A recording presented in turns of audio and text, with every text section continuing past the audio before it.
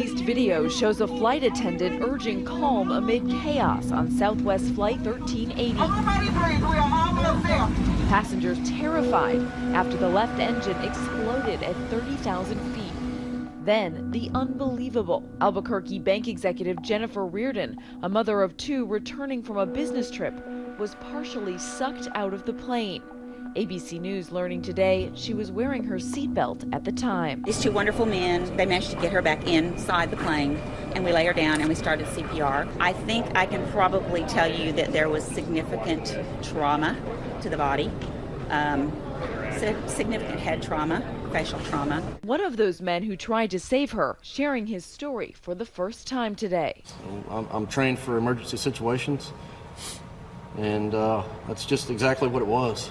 Surrounded by his family members, firefighter Andrew Needham detailed the moments when he went from passenger to what many are calling a hero. I'm no different than any other firefighter in this country. Needham was traveling with his whole family when they heard a loud pop. He and fellow passenger Tim McGinty sprang into action, pulling Reardon back into the plane.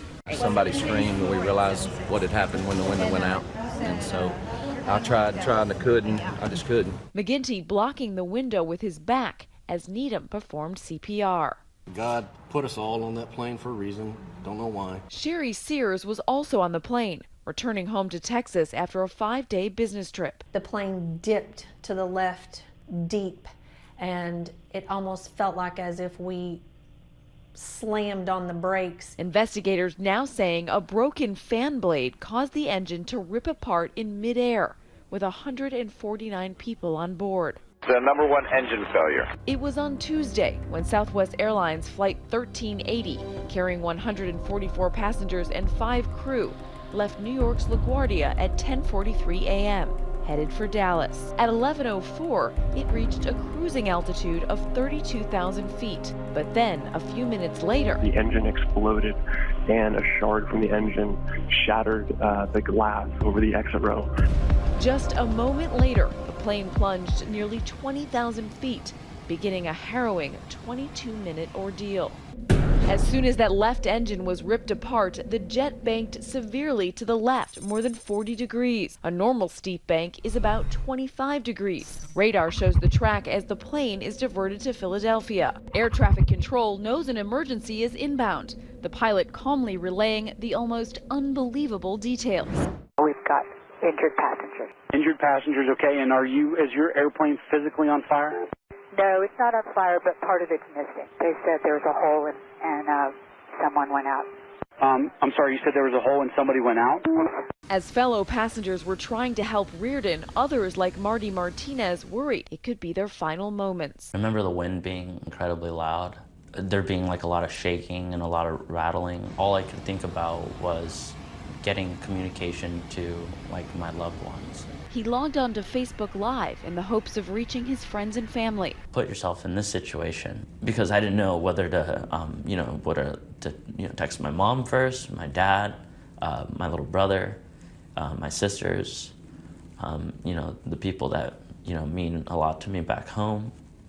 And I remember being so paralyzed in that moment. The pilots decide the safest option is to maintain their high speed, hitting the pavement safely at 190 miles an hour, 55 miles an hour faster than a normal landing. They're having to balance this in their mind. How do I make sure that the airplane's safe, controllable, and we're going in for a safe landing, but I also need to get on the ground to get this person medical attention. Once on the ground, passengers quickly evacuated. At least 7 suffered minor injuries. Officials say Reardon died of blunt force trauma during the incident. Today, officials continue their investigation, painstakingly checking the shredded engine and debris discovered on the ground in 3 separate locations. Last year, the FAA proposed inspection of all higher-use 737 engines, a directive that was introduced following a similar Southwest incident in 2016. Where the fuselage was damaged but not pierced. At the time, Southwest and several other airlines asked for more time to complete inspections. These are old engines, 40,000 cycles, meaning they've taken off and landed 40,000 times. So they're old, they're getting fatigued, and apparently they're developing fatigue cracks, and you have to use inspection techniques such as ultrasound to see these cracks. The agency now says they're going to take action within 2 weeks, concerned that other planes are at risk. The FAA says at least 220 jet engines will be inspected for signs of fatigue, but that number could be much higher. Southwest says in part, in November of 2017, Southwest initiated and implemented an enhancement to our maintenance program to proactively perform ultrasonic inspection of all fan blades during each scheduled fan blade lube.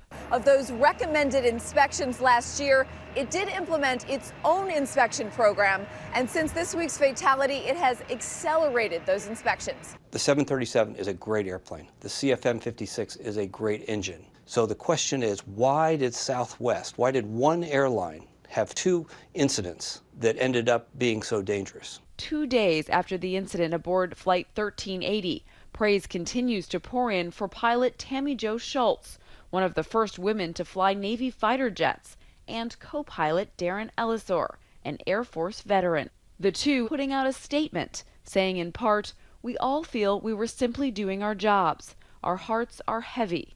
We appreciate the outpouring of support." I would say to the pilot, thank you. Thank you for being calm, collected, very confident and courageous. These photos show Schultz just moments after the plane's dramatic landing, comforting shaken passengers. That pilot was nerves of steel. She's an awesome lady, and we hope one day to meet her and to tell her thank you in person, that she gave us another day to walk on this earth. In a passage for the 2012 book Military Fly Moms, the pilot remembered her ambition to fly, recalling an early meeting with another female aviator.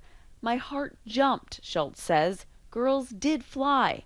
I set to work trying to break into the club." Now Schultz has become the latest member of another exclusive club, joining hero pilot Captain Chesley Sully Sullenberger, who famously landed a plane on the Hudson River after a double engine failure.